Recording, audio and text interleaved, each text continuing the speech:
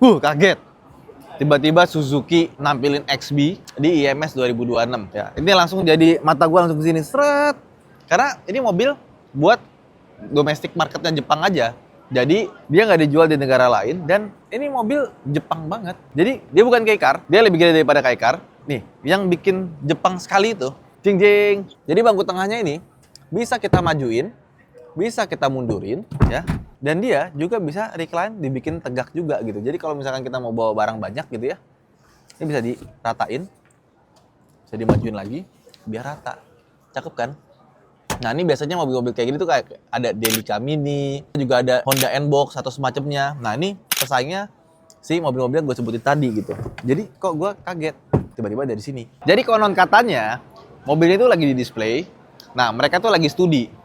Kira-kira orang Indonesia suka nggak sama mobil ini? Kalau misalkan suka, ada kemungkinan mobilnya akan dimasukin. Nah, mungkin teman-teman punya info lebih detail ya. Langsung aja komen di bawah ya.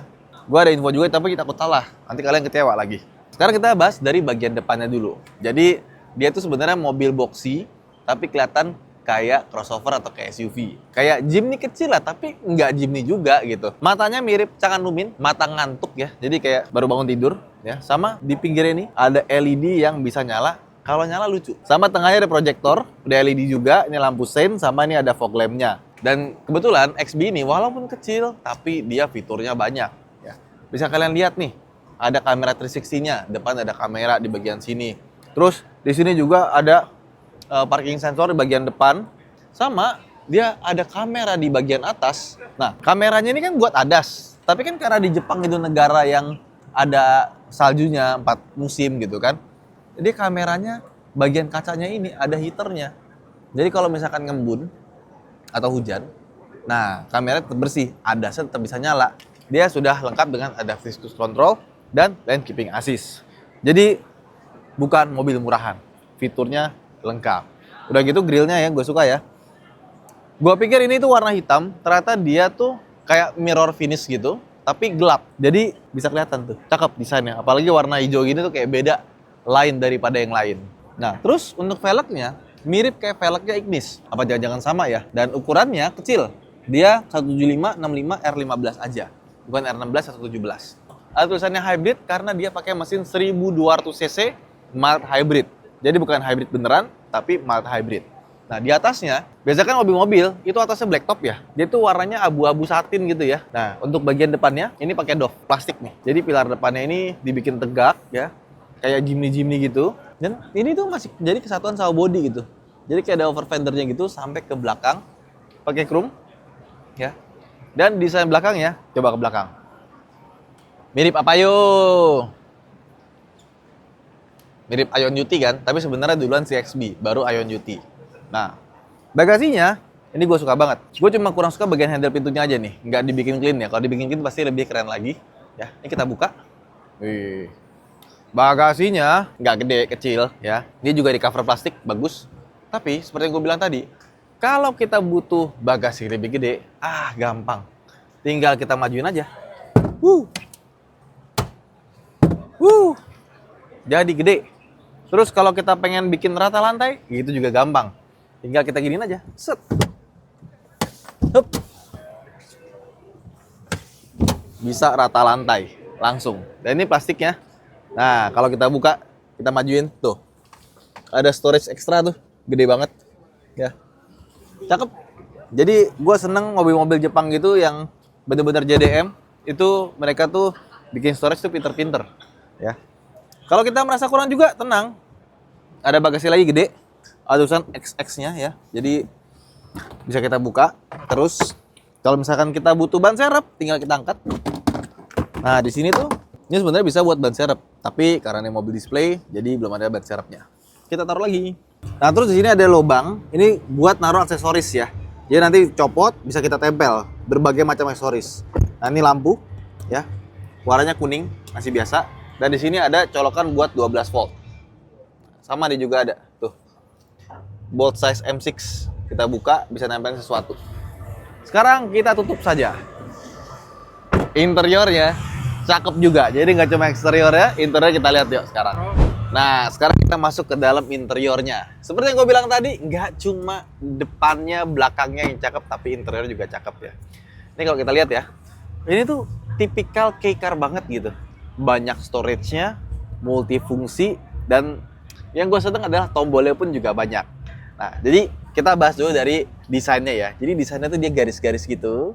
Tengahnya ini ada coklat-coklatnya, tapi dia nggak ada soft touch ya. Jadi dari atas sampai bawah ini semuanya pakai hard plastik. Nah, door trimnya pun juga, walaupun dia ada jahitannya palsu di sini ya, tapi ini semua hard plastik. Bagian yang soft cuma di bagian sini aja. Jadi kalau kita lagi nyetir, kita naruh tangan di sebelah kanan sama di sebelah kiri, itu udah sandarannya empuk. Nih, ada armrestnya tapi hanya untuk driver aja ya. Yang sebelah kiri nggak ada. Surprisingly juga kursinya cukup lebar dan besar ya. Jadi pas kita duduk itu cukup nyaman. Dan gue tuh ada kecurigaan ya, kalau di sini kan ada kotak, ada buat airbag. Di sini tuh kayak ada kotak sendiri gitu. Apakah ini ada versi yang pakai head up display? Karena ini kayak bisa dibuka terus diisi head up display gitu dari sananya, cuma nggak dimasukin. Kemudian untuk head unitnya dia sudah pakai full touchscreen, ada kamera 360 juga yang tadi gue bilang. Ini di sini ada AC, tombol AC-nya seperti ini, sama di bagian bawah sini dia tuh sepertinya ini yang 4x4 ya. Jadi emang ada varian 4x4. Dia ada hill descent control-nya. Terus ini ada mungkin nih 4x4 mode, ada snow sama sport ya. Terus di sini ada colokan USB 2 biji, HDMI sama ini buat colokan 12 volt di sini. Nah, di bawah sini dia ada tempat buat naruh HP tapi dia nggak ada wireless chargingnya ya.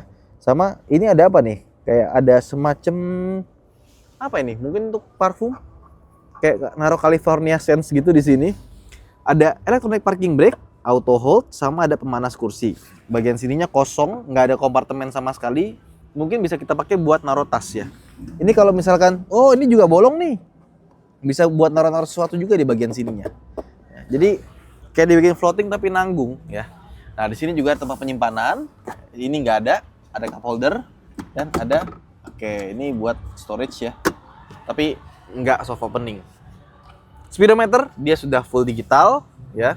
Ada pedal shifternya, padahal dia CVT ya. Sama untuk transmisi di bagian sininya dia pakai kulit. Setir pun dia juga sudah pakai kulit ya. Seperti yang gue bilang tadi, ada adaptive cruise controlnya ya, ada lane keeping assist-nya juga. Terus tombol-tombol juga lengkap di sini. Nah, yang di sebelah kanan ini bisa kita lihat ya, dia tuh kayak ada bronze gitu warnanya, cup holder. Di bawah sini ada pemanas setir ya, ada buat ini buat kamera 360-nya, buat matiin auto start stop-nya, sama vehicle stability control buat dimatiin di sini. Di sini ada storage lagi nih, bagus nih. Ya. Sama lihat door trim-nya yang gue bilang tadi, tuh. Plastik. Ini ada bahan soft touch, ya. Dia yang auto cuma bagian driver doang, dan ini tombolnya agak unik nih buat ngeri-tracknya kayak gini, tebel. Nah, di bawahnya ada tempat penyimpanan sama cup holder. Speakernya kecil tapi dia ngadepnya agak ke atas, tweeternya sama dia ditaruh depan. Nah, ke atas ini dia ada sun visor, ada kaca tapi nggak ada lampu. Di sini juga ada kaca tapi nggak ada lampu. Oke, terus spionnya sudah day and night ya. Ini warnanya juga masih kuning. Ada SOS nih. Kita turun ke bawah baru kita pencet. Ting. Nah, kurang lebih seperti itu. Sekarang kita lihat bagian belakangnya seperti apa. Let's go. Nah, di belakang kita dapat meja kiri dan kanan. Nice nih buat antar jemput anak sekolah. Dia mau makan siang, bisa taruh sini, ada cup holdernya juga ya. Di sebelah kanan sini, dia lihat deh, cup holder itu kayak keranjang ya. Ada dua kiri kanan. Tuh. Lucu. Sama yang gua kurang suka, door trimnya itu dia buat Porindo-nya modelnya kayak mobil zaman dulu, cuma gini aja. Dan door trimnya ini bagian pegangannya ini nggak bisa dijadiin sandaran sih. Kalau dijadiin sandaran kurang enak sih. Udah. Sempit? Enggak dong. Nih kita naikin. Set. Headroom kita gede. Nah, terus juga ini bisa dibikin rebah seperti ini ya. Kalau misalnya kamu ditegakin juga bisa. Tapi bagian rebah ini paling enak. Dan nih. Set. Wih. Jauh ke belakang. Inilah yang gua suka dari mobil-mobil Jepang di kelas ini gitu. Jadi kalau di Jepang itu emang bangku baris tengah itu tuh lihat tuh. Gede banget. Ya kan? Jadi fleksibilitas dari mobil ini itu sangat amat bagus, suka gue. Cuma kalau misalkan di belakang ini kita isi bertiga mungkin agak sedikit sempit ya. Tapi overall oke banget. Semoga Suzuki bawa mobil ini ke Indonesia. Amin. Nah ini dia mesinnya, kecil, 1200 cc, 3 silinder, CVT. Nah di sini juga dia ada dimensinya 3,760, jadi nggak sampai 4 meter, lebih kecil dari Agya panjangnya ya, Agya Ayla. sama lebar cuma 1,70. Tapi karena dia tinggi 1705 mm, 1,7 meter, makanya dalamnya terasa luas, nggak terasa kecil. Semoga mobil ini masuk Indonesia, gua suka banget ya. Suzuki, jangan mengecewakan kita ya. Masuk Indonesia dengan harga yang bagus. Terima kasih, sampai jumpa di vlog berikutnya. Buat teman-teman yang pengen Suzuki XB ini masuk ke Indonesia, langsung aja kolom komentar dipenuhi. Karena gua yakin pasti Suzuki Indonesia nonton video ini. Bye-bye.